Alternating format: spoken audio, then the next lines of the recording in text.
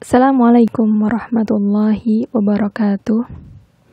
Alhamdulillahilladzi arsala rasulahu bil huda wa dinil haq liyudhhirahu 'alad dini kullih walau karihal musyrikun.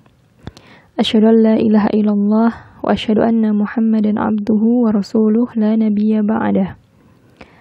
Alhamdulillah ya akhwati fillah, kembali lagi dalam kajian Syakhsiyatul Mar'ah al-Muslimah.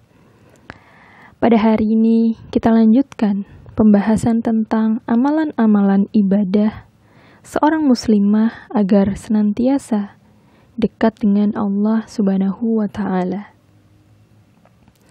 Akhwati fillah, selain kita diwajibkan oleh Allah Subhanahu wa Ta'ala atas salat fardu 5 waktu, ternyata dengan segala kemahatauan Allah dalam memberikan peluang pahala berlimpah kepada manusia, Ia memberikan begitu banyak kesempatan kepada kita untuk melakukan amalan-amalan sunnah. Di antaranya sholat sunnah duha, kemudian tahajud, sunnah rawatib, sholat hajat, dan masih banyak amalan-amalan sunnah lainnya.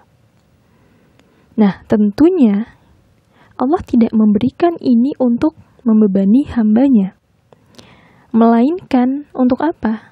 Yaitu agar manusia semakin banyak waktu bermunajat dengan Rabb-nya. Dan tentu ini dilihat dari waktu dan juga kemampuan masing-masing setiap manusia. Karena mengingat aktivitas manusia tidak hanya bermunajat dengan Allah, melainkan menuntut ilmu, kemudian mencari nafkah bagi laki-laki, mendidik anak bagi seorang ibu, dan melakukan aktivitas-aktivitas lainnya. Nah, dan tidak ada keutamaan yang paling mulia selain dicintai Rasulullah SAW tentunya bagi orang-orang yang melakukan amalan sunnah sesuai dengan sabda Rasul Sallallahu Alaihi Wasallam dalam hadis qudsi bahwa Allah Subhanahu Wa Taala berfirman, hambaku selalu mendekatkan diri kepadaku dengan ibadah-ibadah sunnah hingga aku mencintainya.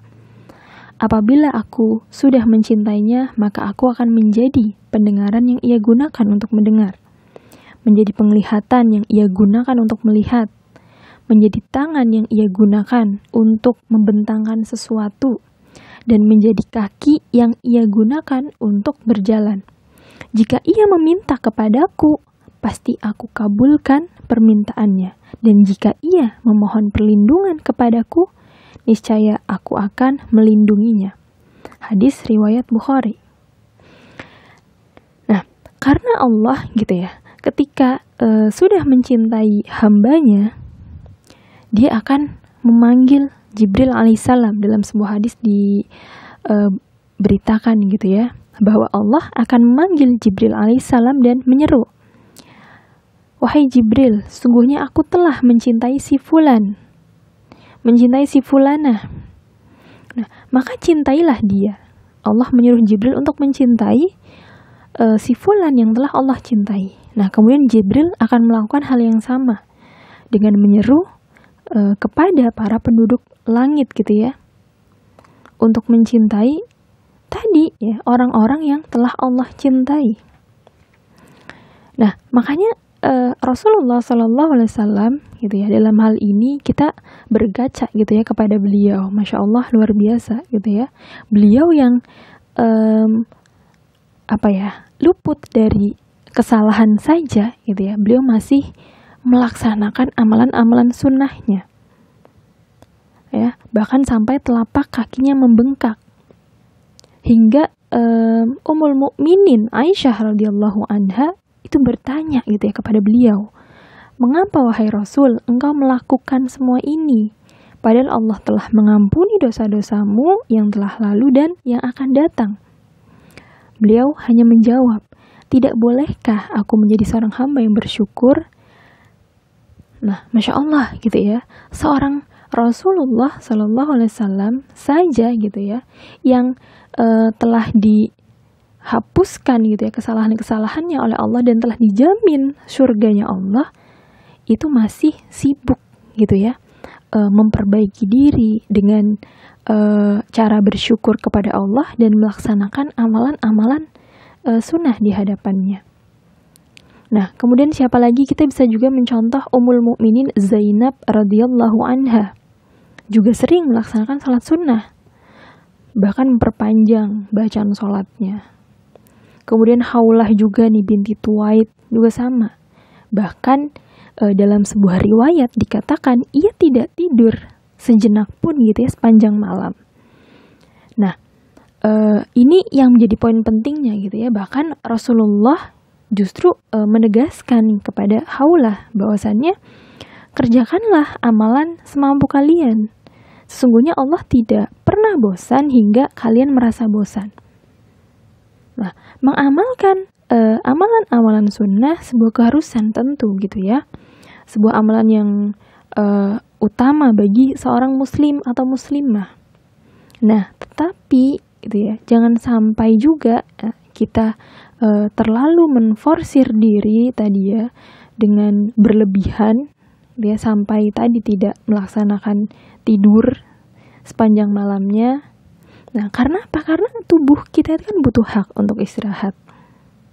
Dan amanah-amanah lain juga butuh hak gitu ya untuk ditunaikan. Nah, makanya Rasulullah menegaskan gitu bahwa kerjakanlah amalan semampu kalian, semampu kita gitu ya. Jangan sampai dengan dengan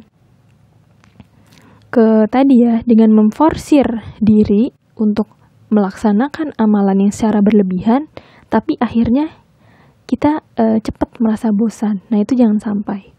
Nah, karena kita semua tahu gitu ya bahwa perbuatan yang paling dicintai Allah adalah yang terus-menerus walaupun sedikit, continue.